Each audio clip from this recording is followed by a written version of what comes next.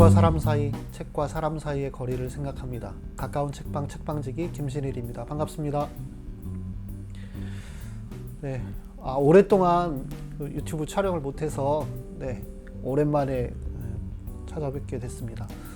가까운 책방에서 그래픽 노블 소개해드리고 있는데요. 먼저 새로 나온 신간을 하나 소개해드리려고 해요. 보미화라고 하는 만화, 이번에 1, 2권이 2019년에 나왔고, 또 소만 작가님의 말하자면 전쟁 같은 육아일기, 또 그리고 삶의 이야기, 이런 것들이 담긴 아주 재미있는 책입니다. 그리고 이번에 드디어 3권이 나왔습니다. 독박 말고 독립, 이렇게 되어 있는데요.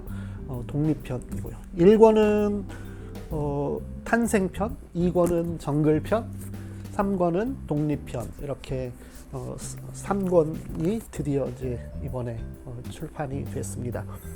여러분들이 아마 그 육아를 경험하신 분들뿐 아니고 또 출산을 앞둔 분들에게도 아주 귀하고 좋은 선물이 될 수 있을 것 같은 생각이 들고, 이 책을 읽으면 결혼과 육아, 또 가정에서 또 서로 부딪히면서 살아가는 것, 여러 가지에 대해서 생각해 보실 수 있을 것 같습니다.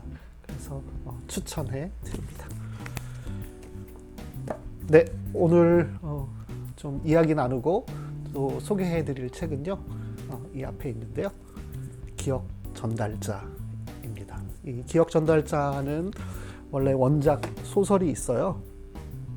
로이스 로리라고 하는 SF 4부작이라고 흔히 얘기하는데요. 그 중에 첫 번째 책이 이 기억 전달자 더 기버입니다. 워낙 그 유명한 책이어서 미국에서는 거의 뭐 필독서처럼 많이 읽히고 있다고 하고요. 또 얼마 전에는 영화로도 제작이 돼서 국내에서도 개봉이 되었었습니다. 개봉됐는데 그렇게 뭐 흥행한 것 같지는 않아요. 그렇지만 어쨌든 이 로이스 로리의 원작 기억 전달자, 이것을 크레이그 러셀이라고 하는 그래픽 노블 작가가 있는데요. 이분은 굉장히 다작을 하셨어요. 그래서 유명한 그 명작이라고 얘기하는 소설이나 이야기들을 이렇게 그래픽 노블로 펴내시기도 하고, 그 다음에 우리가 아는 그 소위 DC나 마블의 여러 작품에도 또 함께 그림을 그리고 하셨던, 참여하셨던 분이십니다. 그래서 크레이그 러셀이 그림을 그리고 그 로이스 로리의 원작입니다. 내용은 가까운 미래에 어떤 일이 있었는지 모르지만 이제 인류가 계속해서 반복하고 있는 잘못된 악들을 제거하고 완벽한 세상을 만들고자 하는 그 노력을 통해서 기아, 전쟁, 폭력, 거짓말, 기타 등등의 이런 나쁜 것들을 반복하지 않기 위해서 마을을 형성해가지고 철저하게 위원회에서 통제하는 그런 커뮤니티를 형성해서 살아가는 그런 시대를 세계관을 배경으로 하는, 말하자면 우리가 여러 그 SF 소설 배경으로 많이 등장하는 가까운 근미래의 새로운 사회, 말하자면 1984, 또 혹은 시니어 이야기, 이런 등에서 볼 수 있는 세계관과 비슷하다고 할 수 있겠습니다. 그 위원회의 엄격한 통제하에 사람들은 이제 규격화된 가정을 꾸리고요. 혈연과 상관없이 각 가정에 배정된 아이를 양육하게 됩니다. 그리고 그 완벽한 세상을 형성하기 위해서는 거짓말을 해서는 안 되는 것도 물론이고, 규칙들, 여러 가지 규칙들이 있는데 그 규칙들을 잘 지켜야 한다는 거죠. 그리고 또한 아이들도 어려서부터 자기의 욕망을 이렇게 철저하게 억제하고, 그리고 감정을 드러내지 않는 언어 습관들을 통해서 그래서 이제 완벽한, 누구도 소외되거나 또 혹은 누구도 그 악의 감정에 휘둘려서 그렇게 휩쓸리지 않도록 하는 그런 세상인 것이죠. 그래서 모든 말에, 어떤 말이든지 감정이 과도하게 드러나서는 안 되고, 또 그리고 아이들은 모두 같은 옷을 입고 그리고 학교에 가서 일정한 교육을 받게 되고요. 그리고 그 교육을 받은 후에는 각각의 역할들, 주어진 역할들에 따라 그 재능이나 또 위원회에서 판단해가지고 이 아이는 앞으로 어떤 일을 했으면 좋겠다라고 하는 직책을 수여받게 되고요. 그 직책을 잘 수행하지 못하거나 규칙을 과도하게 어긴다거나 하면 임무가 해제된다 해서 임무해제라고 하는 용어가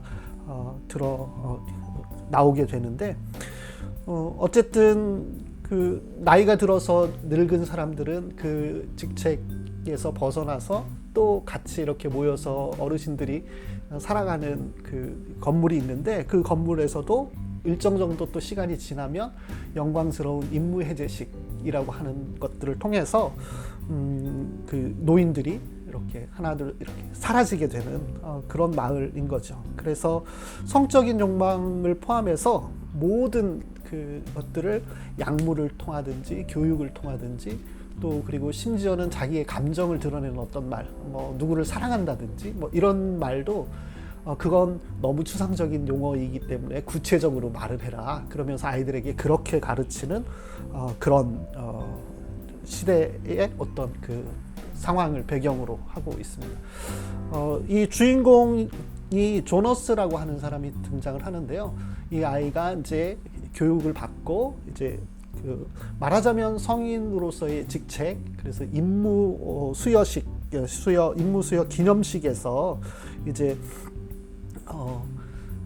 자기의 직책을 각 아이들에게 주어진 번호 순서에 따라서 너는 아이들을 잘 돌보니까 너는 보육사, 너는 또 어떤 뭐 다른 일들을 또 잘 하니까 뭐 너는 그 어른들을 모시는 그 요양원에서의 관리자, 뭐 기타 등등의 여러 직책들을 쭉 번호를 불러 나가면서 그 직책을 수여하는데, 조너스는 이 위원회의 원로가 수석이 한 명 한 명 불러내서 그 임무를 부여하는 그 기념식에서 조너스는 그냥 그 번호를 건너뛰고 지나치는 거예요. 그러니까 이제 사람들도 다 이게 무슨 일인가, 또 수석이 좀 실수한 거 아닌가, 그렇게 이제 생각하고 있을 때 이제 조너스에게는 특별한 영광스러운 직책을 맡길 것이다 라고 하면서 기억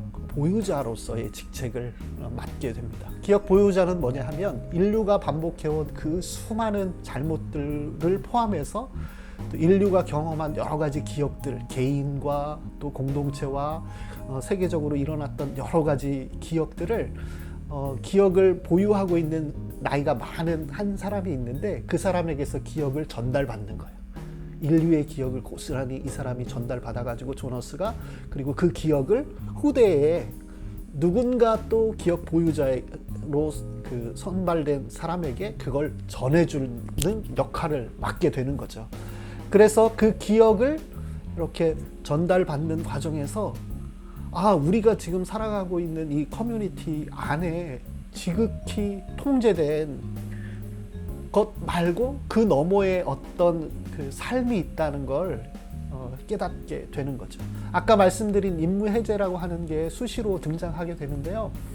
아이가 태어났는데 너무 연약하고 장애를 갖고 있고 그러면 이 아이는 어느 정도 회복의 가능성을 지켜보다가 임무해제가 돼요. 그 임무해제라고 하는 건 사실은 죽음인 거죠. 그래서 철저하게 공동체에 해로운 것, 나쁜 것, 약한 것 이런 것들은 제거해 나가는, 그리고 통제된 그 안에서는 어느 부족함도 없고 그리고 모든 것을 다 공평하게 다 누리는 그런 세상인 거예요. 그러니까 이 조너스의 위탁 아이가, 꼬마 아이가 와 있었는데 그 아이가 임무 해제된다. 그리고 임무 해제된다라고 하는 걸 조너스가 알게 되고는 임무 해제가 무슨 뜻인지 이제 깨닫게 되고는 그 아이와 함께 그 공동체에서 탈출해서 도망가는 그런 이야기라고 할 수 있겠습니다. 뭐 그것 아마 이 그래픽 노블을 보시면 정말 우리에게 필요한 것이 무엇인가, 진정한 행복은 무엇인가라고 하는 것도 생각해 볼 수 있을 것 같고요. 또 우리가 흔히 뭐 슬프고 괴롭고 힘들고 또 악이라고 생각하는 그 어떤 것조차도 어떤 의미를 그게 우리에게 갖다 주는가라고 하는 것을 생각해 보았습니다. 우리가 아프고 슬픈 괴로운 삶의 문제를 모두 그냥 단순하게 흑백 논리로 악이라고 규정하기는 굉장히 어려운 측면이 있을 것 같고요. 그리고 그것을 제거하고 지운다고 해서 해결되는 것이 아니라는 것이죠. 그래서 우리 사회에서도 이제 그만하라고, 잊어버리자고 하는 말이 누군가에게는 그냥 폭력이 되는 것이죠. 이 책의 그 원작 소설 기억 전달자 그리고 그래픽 노블 다 번역하신 우리 장은수 번역가가 인터뷰하신 내용을 제가 보니까요. 이 작품을 이해하려면 먼저 언어에 주목해야 한다고 말하고 있습니다. 전체주의적 작품 속 세계가 그렇잖아요. 1984에 나오는 세계, 또 시녀 이야기 같은 소설에서 마가렛 애트우드의 소설에서도 나오는 세계가 그런 전체주의적 세계인데 이런 세계는 지금 기억을 제거하고 언어를 통제하는 방식으로 작동을 한다. 그리고 어쩌면 우리의 삶의 고통스러운 기억은 어쩌면 제가 생각할 때는 기억이 제거되고 잊혀져서 해결될 것이 아니고 그것을 기억하고 반복하지 않기 위해서 기억하고 또 그리고 그걸 우리 삶의 어떤 것으로 만들어야 하지 않는가 그런 생각을 해봤습니다. 오늘 기억 전달자 그래픽 노블로 만들면서 사실은 영화하고 조금 다른 부분이 있고요. 원작 소설은 제가 읽어보지 못했지만 그리고 이 책의 뒷부분에 이 원작 소설의 저자인 로이스 로이와 그 다음에 크레이그 러셀의 그림 작가 인터뷰가 또 실려 있거든요. 그것도 함께 읽으시면서 보시면 아마 재미있게 또 흥미로운 작품으로 보실 수 있을 것 같고 영화와 함께 또 비교해 보셔도 재미있게 보실 수 있을 것 같습니다. 오늘은 기억 전달자 소개해 드렸습니다. 다음에 또 뵙도록 하겠습니다. 감사합니다.